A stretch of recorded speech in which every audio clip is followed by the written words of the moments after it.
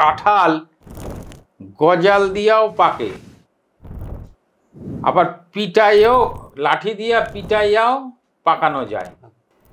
প্রসাদ তো নেই, যা প্রসাদ সেই বাসনে সব কাচিয়েও হয়তো 2-3 জন 4 জনের হবে, আর 40-50-60 জন লোক কি হবে? প্রসাদের ভাণ্ডগুলি যেইখানে আছে আপনি একটা নতুন কাপড় ওইটার উপরে বিছায়া দেন। নমস্কার, বাজ ভাইবে আপনাদের আরও একবার স্বাগত। শ্রী শ্রী রাম ঠাকুরের আরও কিছু অলৌকিক ঘটনা নিয়ে আজকে আমি রতন আপনাদের সাথে হাজির, সঙ্গে রামনারায়ণ বাবু।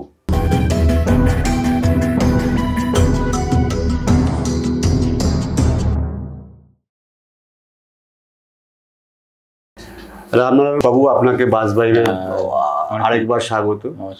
আপনি অনেকদিন হলো আমাদেরকে বা দর্শকদেরকে বা শ্রোতাদেরকে ঠাকুরের নানা রকমের অলৌকিক ঘটনাগুলো শোনাচ্ছেন, দর্শক সেগুলো শুনছেও দেখছেও। আপনি যদি ঠাকুরের আরও কিছু অলৌকিক ঘটনা দর্শকদের শ্রোতাদেরকে শোনান। ঠাকুরের গল্প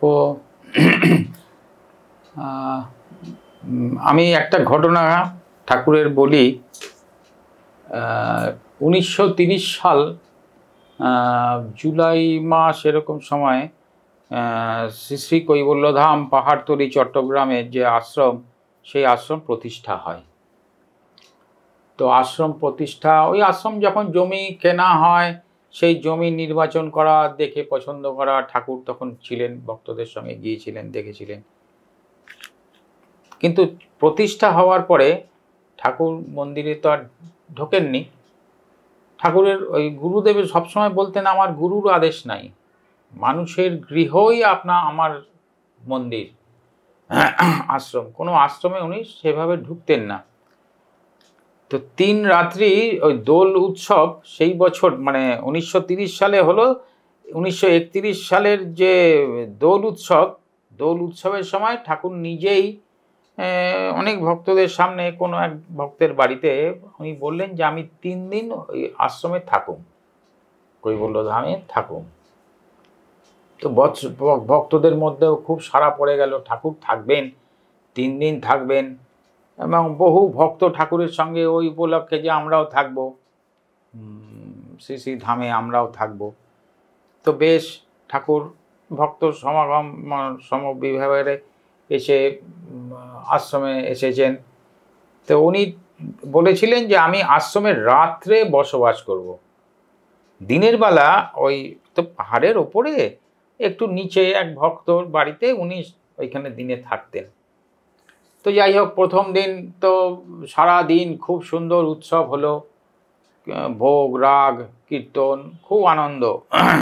অতদিন, আজ থেকে 100 বছর আগে, তখন তো এত লোক সমাগম হতো না, মানে 200-300 লোক তখন যথেষ্ট ছিল ওই সময়। বহু ভক্ত এসছে, প্রসাদ বিতরণ হয়েছে, খুব আনন্দ হয়েছে। হওয়ার পরে এবার সন্ধেবেলা কাছাকাছির ভক্ত যারা বা একটু দূরের, তারা অনেকে চলে গেছেন, আর যারা ওইখানে থাকবেন বা আরও কাছে থাকেন চলে যাবেন। সব ঠাকুরের সঙ্গে ঠাকুরের ঘরে ঠাকুর বসে আছেন, অনেক ভক্ত আছেন। তো সেই সময় ঠাকুরের এক ভক্ত, ওখানকার superintendent of police Surendranath Bhattacharya মহাশয়, তিনি হঠাৎ ঠাকুরকে বলিলেন, ঠাকুর, আজকে আপনার উৎসবে মন্দিরে আসার প্রথম দিন, খুব সুন্দর উৎসব হইল, সারাদিন খুব আনন্দ পাইলাম, বহু ভক্ত, নাম কীর্তন, পূজা পাঠ ইত্যাদি, খুব আনন্দ হইল। তো এখন আপনি যদি কৃপা করেন, এই ঘরে যারা আমরা উপস্থিত আছি, এর মধ্যে যদি আপনি কাউকে কৃপা করেন, কোনো একজনকে, যে আপনার কৃপাতে সে সাধন মার্গের একদম শেষ সীমায় অবধি অগ্রসর হতে পারে, কাউকে যদি আপনি কৃপা করেন। ঠাকুর শুনলেন, নিরুত্তর, কোনো চুপচাপ। এখন সব ভক্তরা ঘরের মধ্যে যারা উপস্থিত, সেখানে ওই যে প্রথম মহন্ত মহারাজ, হরিপদবাবু, প্রমথবাবু, এরকম আরও অনেক ভক্ত সেখানে অখিলবাবু, এরকম সমস্ত ভক্তরা উপস্থিত, অনেক ভক্ত, সবাই সবার মুখের দিকে মুখ চাওয়াচাই করছে যে ঠাকুর কাকে নির্বাচন করবে। তো কিছুক্ষণ পরে ঠাকুর নীরবতা ভঙ্গ করে বললেন, কাঁঠাল গজাল দিয়াও পাকে, আবার পিটাইও, লাঠি দিয়া পিটাইয়াও পাকানো যায়, কিন্তু সেই কাঁঠালের আস্বাদ পাওয়া যায় না, বলে চুপ করে গেলেন। আবার বেশ চুপ, সবাই চুপচাপ বসে আছেন। বেশ কিছুক্ষণ পরে আবার বলা শুরু করলেন যে কাঁঠাল গাছেই পাকবো, সেই পাকা কাঁঠাল কাক শিয়ালে যাতে ক্ষতি না করতে পারে, আমি লাঠি নিয়া দাঁড়াইয়া পাহারায় থাকুম, চিন্তা করেন না। কি সাংঘাত, কি কথা বলছেন চিন্তা করো। কাঁঠালকে পিটিয়েও পাকানো যাবে, গজাল দিয়েও পাকানো যাবে, কিন্তু তার টেস্ট নাই। কাঁঠাল অটোমেটিক গাছেই পাকবে তার সময় মতন। এই যে এখানে উপস্থিত, তাদের সময় হলে তারা ঠিক সেই জায়গায় যাবে। আমি লাঠি নিয়ে পাহারা দেব, যাতে মাঝখানে কোথাও তার বিঘ্ন না ঘটে। ওই যে কাক শিয়াল যাতে না খায়, কি সুন্দর কথা, তুমি চিন্তা করো। ছিঁড়ে না খায়, কি সুন্দর কথা, যে আমি লাঠি নিয়ে দাঁড়াইয়া পাহারায় থাকুম, কাক শিয়ালে যাতে নষ্ট না করতে পারে। এইটা গেল প্রথম দিনের ঘটনা। এবার হচ্ছে দ্বিতীয় দিনের ঘটনা। দ্বিতীয় দিন ওই রকম সারাদিন খুব আনন্দ, সারাদিন উৎসব, পূজা পাঠ, আনন্দ, প্রসাদ বিতরণ, ভোগ বিতরণ, খুব উৎসাহ সবার মধ্যে। হওয়ার পরে এবার সন্ধ্যা হয়ে গেছে, সমাপ্ত, সব সমাপ্ত। ঠাকুর আছেন ঠাকুরের ঘরে। এই সমস্ত মিটতে মিটতে অনেক রাত হয়ে গেছে, প্রায় ধরো মানে ওই যে প্রহর অনুযায়ী দ্বিতীয় প্রহরের প্রায় শুরু হবে এরকম। তো তখনকার দিনে তো ওইখানে তখন তো বেশি অর্থেরও অত নাই প্রচলন, মানে অর্থের অভাব সাধারণের, আর লোক লস্করেরও অভাব। তো যে বাসনপত্র, যে সমস্ত ভোগের রান্না টান্না ইত্যাদি, এর যে পরিষ্কার করার, যে কাজ করার যে লোক, মন্দির প্রাঙ্গণ পরিষ্কার করা, সমস্ত থালা টালা পাতা ঠাতা ফেলা ইত্যাদি, এর বিশেষ লোক পাওয়া যেত না। ভক্তরাই কিছু উৎসাহী, যারা খুব অল্প বয়স্ক, তারাই এই সমস্ত কয়েকজন, তাও সীমিত, পাওয়া যেত না। তো এইরকম অনেকটা রাত হয়েছে। তিনজন, মানে এই যেই বইটা আমি পড়ছি, এটা গল্পটা পড়েছি, আমাদেরই পরম আত্মীয়, ওই বইটার নাম হচ্ছে ছন্নাবতার। ছন্নাবতার আমাদের আত্মীয় শ্রী সদানন্দ চক্রবর্তী মহাশয়, স্বর্গীয়, উনি মারা গেছেন বহুদিন। আমার বড় জামাইবাবুর দাদা, বড় দাদা, উনি অনেক অনেক যে বয়স জ্যেষ্ঠ, আমার বাবা জ্যাঠামশাইয়ের থেকেও অনেক বয়স জ্যেষ্ঠ। আর উনি খুব যুবক বয়স থেকেই ঠাকুরের সঙ্গ করেছেন নানান জায়গায়। তো যাই হোক, তো এই সদানন্দবাবু, যামিনীবাবু, আরেকজন ভদ্রলোক, তাদের সঙ্গে ওই বয়সী, তারা তিনজন যুবক আর কি। তারা ওই বাসন টাসন সমস্ত রান্নাঘরের পেছনে একটা পুকুরে সেই বাসন নিয়ে গিয়ে ধোয়াধুয়ি করছেন। তখন একজন আরেকটি ছেলে ওখানে গিয়ে বলছে যে আপনাদের এই সমস্ত কাজ সমাধা হয়ে গেলে ঠাকুর মশাই আপনাদের দেখা করতে বলেছেন। এখন এতটা রাত্রে ঠাকুর দেখা করতে বলেছেন আমাদের, ওরা তিনজনে খুব চিন্তাগ্রস্ত হয়ে গেল যে আমাদের কিছু ভুল ত্রুটি হলো কোথাও, না কি কিছু করে ফেললাম, ঠাকুর কাছে গিয়ে আবার মানে করতে হবে, ঠাকুর কি বলবেন। ঠিক আছে, ঠাকুর যেতে বলেছেন যখন, তো যেতেই হবে। তো সমস্ত বাসন ঠাসন এই সমস্ত ধোয়াধুয়ি করে তারা তিনজন বেশ ভীত হয়ে ঠাকুরের কাছে এসছেন যে ঠাকুর কি বলেন। ঠাকুর আসতেই খুব ব্যস্ত হয়ে পড়লেন, আসেন আসেন আসেন, বসেন বসেন বসেন বসেন, তাদের বসতে বলেছে। এখন ওইখানে আশ্রমে ঠাকুর যে 3 রাত্রি ছিলেন, এই ফেনী কলেজের অধ্যাপক ছিলেন তখন প্রমথনাথ চক্রবর্তী। তার মা ঠাকুরের ওই আশ্রমে ঠাকুরের সঙ্গে 3 দিন ছিলেন।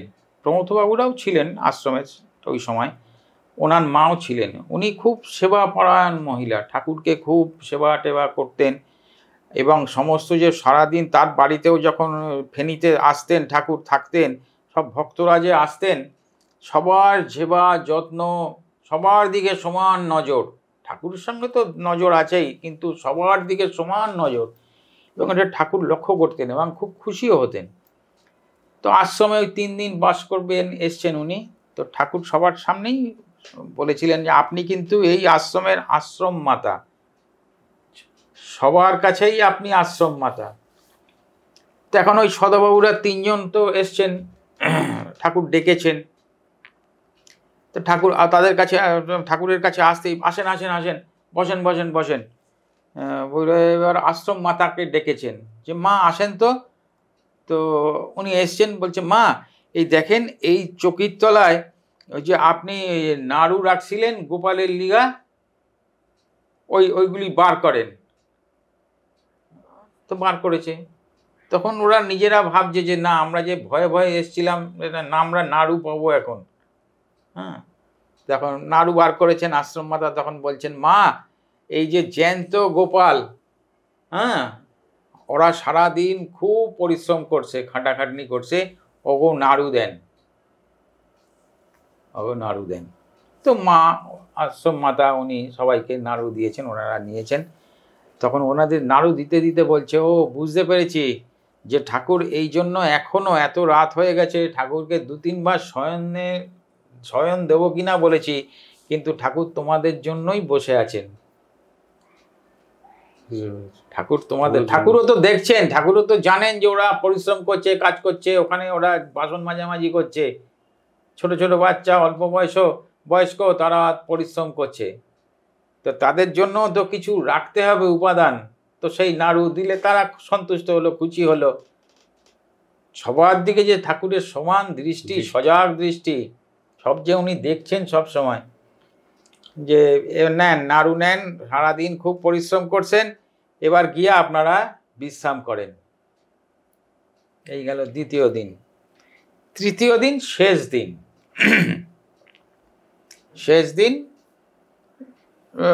ঠাকুর আবার যথারীতি মন্দিরে খুব উৎসব সারাদিন। আজকেই তো শেষ, ঠাকুর আজ কালকেই চলে যাবেন এখান থেকে, এই যে যাবেন, আর কখনো ঠাকুর আসবেন না এই মন্দিরে, ঢুকবেন না। হ্যাঁ, এটা একদিকে সবার মন খারাপ যে ঠাকুরের সঙ্গে আর এই মন্দিরে আসতে পারবো না, আবার যে আজকেই শেষ, আজকে আনন্দ করি, আজকের দিনটা আমরা উপভোগ করি। তো ওইরকম ভোগ আনন্দ, কীর্তন, উৎসব, খুব হইচই আনন্দ, অনেক ভক্ত সমাগম হয়েছে, সারাদিন প্রসাদ বিতরণ হয়েছে, ইত্যাদি হয়েছে। সন্ধ্যা হয়ে গেছে, কাছাপিঠের যত ভক্তবৃন্দ তারা বাড়ি চলে গেছেন, কিছু আছেন চলে যাবেন। হঠাৎ বেশ একটু সন্ধ্যা গাঢ় হয়েছে, তখন দেখছেন যে আশ্রমের যে পশ্চিম দিকের যে রাস্তা নেমে গেছে, সেইখানে অনেক দূর থেকে অনেক লণ্ঠন নিয়ে, লণ্ঠনের আলো দেখা যাচ্ছে, সব আসছে। ভাবছি যে এত আলো, তাহলে কি কেউ আসছে? অনেকেই নজর করেছে। তারপরে হ্যাঁ ক্রমশ দেখছে হ্যাঁ অনেক লোকজন আসছে, আরও কাছে এসছে, হ্যাঁ বেশ অনেক লোক। এরম করতে করতে তারা মন্দির প্রাঙ্গণে যখন এসছে, প্রায় 40-50 জন লোক মন্দিরে এসে উপস্থিত। তারা ওইখানকারই এক গ্রামের চাষি সমস্ত চাষ সম্প্রদায়, মানে চাষবাস নিয়ে থাকে। এই 2 দিন তারা সময় পায়নি। আজকে যে এত বাড়ির কাছে আমাদের এখানেই এরকম নাম কীর্তন হচ্ছে, এত উৎসব আনন্দ হচ্ছে, তা আজকে যাই একটু দর্শন করে আসি, ঠাকুর প্রণাম জানিয়ে আসি, আর একটু যদি প্রসাদ পাই। তখন প্রসাদ তো সব শেষ, প্রসাদ তো নেই। যা প্রসাদ সেই বাসনে সব কাচিয়েও হয়তো 2-3 জন 4 জনের হবে, আর 40-50-60 জন লোক কি হবে? সবাই তো খুব চিন্তাগ্রস্ত হয়ে গেছে। এখন এতগুলো লোক মন্দিরে এসে প্রসাদ না নিয়ে ফিরে যাবে, এইটা যদি ঠাকুরের কানে যায় তো সাংঘাতিক অনর্থ হয়ে যাবে। তাহলে কি করা? তো উপায় হচ্ছে ওই আশ্রম মাতা। সবাই গিয়ে আশ্রম মাতাকে বলেছে যে মা, এই সবাই তো মাই বলে তাকে, মা এই তো এই কী সময়, এই কী করি? তখন মা কি করবে? মা সব শুনে, যেরকম বাড়িতেও করে, যে কোনো সমস্যা ছেলের সঙ্গে গিয়ে পরামর্শ করি। তো এইরকম উনি ছেলের সঙ্গে পরামর্শ করি ঠাকুরের কাছে এসছেন, এসে ঠাকুরকে বলছেন, সমস্যার কথা বলেছেন। ঠাকুর সব শুনে বলছেন, মা আপনি এই আশ্রমের আশ্রম মাতা, আর কৈবল্যনাথের ভাণ্ডার কখনো শেষ হয় না মা, অফুরন্ত ভাণ্ডার। ওই প্রসাদের ভাণ্ডগুলি যেইখানে আছে, আপনি একটা নতুন কাপড় ওইটার উপরে বিছায়া দেন, দিয়া আর প্রতিটা ভাণ্ডর মধ্যে আপনি একটু ফাঁক কইরা হাত ঢুকাবেন, প্রসাদ তুলিয়া ওই যারা পরিবেশন করবে তাদের তাগরে দিবেন, তারা পরিবেশন করব। যান। আশ্রম মাতা এসছে, ওই বাসনের ওপরে, ভাণ্ডর ওপরে একটা পরিষ্কার কাপড় পেতে দিয়েছে, দিয়ে ঠাকুরের কথা মতন ওই কাপড় একটু ফাঁক করছে, আর ভাণ্ডর ভেতরে হাত ঢোকাচ্ছে, আর প্রসাদ তুলছে, আর ওদের দিচ্ছে। কিন্তু অথচ প্রসাদ শেষ হয়ে গেছে। হ্যাঁ, আর প্রসাদ বিতরণ হচ্ছে। ওই অতগুলো লোক, তারা একদম প্রচুর পরিমাণে প্রসাদ পেয়ে এবং অত্যন্ত আনন্দিত, অত্যন্ত সুস্বাদু প্রসাদ, সবাই খুব আনন্দিত খেয়ে। আর এনারা যারা কর্মকর্তা, তারা ভাবছেন যে কি সাংঘাতিক এটা জিনিসটা হলো, এটা ঠাকুরের কৃপা ছাড়া তো কিছু না, কৈবল্যনাথের কৃপা, একদম কৃপা ছাড়া তো কিছু না, ঠাকুরের কৃপা ছাড়া। এতগুলো অভুক্ত লোক চলে যেত, তারা এসে একদম সম্পূর্ণ সন্তুষ্ট হয়ে তারা মন্দির থেকে দর্শন করে, মন্দিরে দর্শন করে প্রসাদ নিয়ে গেলেন। এই ঠাকুরের কি মাহাত্ম্য, কত বিচিত্র রকমের, কত রকমের যে ঠাকুরের মাহাত্ম্য, সে আর বলে শেষ করা যাবে না। একটা কথা আপনাকে বলি, আপনি যে ঘটনাগুলো বলেন সেগুলো দর্শক বা শ্রোতারা আপনার কথা শুনতে চায়। আমার কথা কিছু নয়, সব ঠাকুরের কথা। ঠাকুর বলান যতটুকু আমি চেষ্টা করি আর কি, ঠাকুর সম্বন্ধে লোকে জানুক। আমার উদ্দেশ্য একটাই, যে ঠাকুর সম্বন্ধে লোকে জানুক। আমরা বহু লোক কিছু জানে না, তারা ঠাকুরের আশ্রিত। সত্যি আমি অনেকের সঙ্গে দেখেছি, কথা বলেছি, আমাদের বাড়িতে আসে, মন্দিরে আসে, যে ঠিক সেইভাবে ঠাকুর সম্বন্ধে ওয়াকিবহাল নন। ঠাকুরকে, ঠাকুর যে কী ছিলেন, কি একদম স্বয়ং ভগবান, জীবন্ত ভগবান। উনি মানুষ হয়ে আমাদের মানুষের মধ্যে ঘরে ঘরে ঘুরেছেন, দরজায় দরজায় ঘুরেছেন। এটা একটু লোককে যদি জানে, যদিও ঠাকুর কোনোদিন পছন্দ করেননি, ঠাকুর বলতেন প্রচারের থেকে অপপ্রচার হইব বেশি। হ্যাঁ, ওই যে ফণীন্দ্র মালাকার ওই যে খাতা নিয়ে লিখতেন, তার মানে কী লেখো, তার মানে যা আপনি বলেন আমি লিখে রাখি। বলে লিখা কি হবে? বলে না, হবে ভবিষ্যতে যখন তুমি থাকো না, আমি এইগুলি পড়ে আমার ভালো লাগে। বলছে না, এইগুলি আর যদি কিছু লোকে পরবর্তী প্রজন্ম যদি জানতে পারে, বলে না, এই প্রচারের থেকে অপপ্রচার হয় বেশি।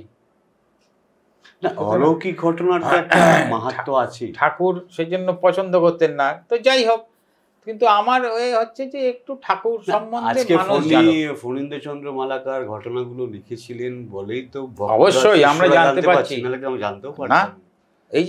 এই যে আমি এই যে ভদ্রলোকের কথা পড়লাম, এই যে হিমাংশু বাবুর, ওই যে আমরা যে আলোচনা করলাম, দেখো উনি কি, মানে এটা তো একদম মানে। হ্যাঁ, এই যে হিমাংশু বাবুর এপিসোডটা, এইটা আসছে, আপনারা অপেক্ষায় থাকুন। এই যে ঘটনাগুলো দেখো, উনি তো ঠাকুর ভরসা করে বেরিয়ে পড়েছেন। ঠাকুরের নাম নিয়ে উনি কৈবল্যনাথকে গলায় ঝুলিয়ে বেরিয়ে পড়েছেন। যার সঙ্গে দেখা হচ্ছে, যে সাধু সন্ত মহারাজ, তারা সবাই পরিচিত, সবাই ঠাকুরকে চেনেন এবং সবাই প্রণাম করছেন ঠাকুরকে, ঠাকুরের ওই পটে ভোগ দিচ্ছেন। সবার কাছেই ঠাকুর বিশদ সমাদৃত। এই যে আমরা তো ঠাকুর সম্বন্ধে কিছু জানি না, সত্যি কথাই জানি। আমরা দেখছি কৈবল্যনাথ পট, সত্যনারায়ণ পট, ব্যাস হয়ে গেল, ঠাকুরকে প্রণাম করলাম। কিন্তু কে ছিলেন উনি, ওনাকে জানতে হবে। হ্যাঁ, কি ছিলেন, ওনার যে প্রতিটা কথা, এক একটা মানে ওই বেদবাণী, আমি মাঝে মাঝে পড়ি এই সমস্ত বইগুলো, আগে পড়তাম হয়তো মানেও হয়তো মাথা ঘামাতামও না, বা মানেও সেরকম বোঝার চেষ্টাও করিনি। এখন যে এতবার করে পড়ি, এক একটা কথার কি সুন্দর মানে, কত সুন্দর মানে। আজকে আমরা আমাদের বাস ভাইবের এই এপিসোডগুলো কেমন লাগছে আপনারা কমেন্টের মাধ্যমে জানান। লাইক, শেয়ার এবং সাবস্ক্রাইব করুন।